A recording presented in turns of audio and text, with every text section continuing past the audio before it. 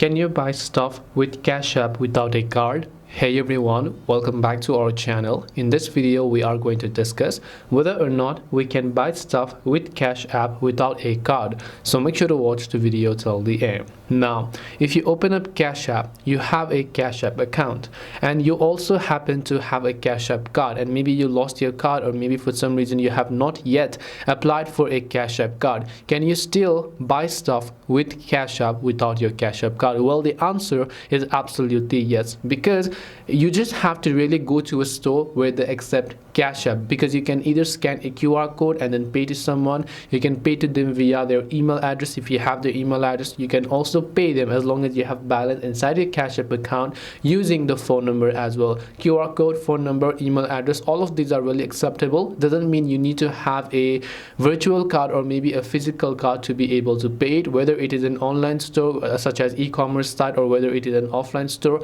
As long as they accept Cash App, you can go ahead and then basically buy stuff. But as I said, this really depends upon the store or where you're buying from.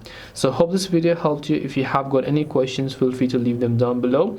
Thank you for watching till the end of this tutorial, and see you soon in the next video.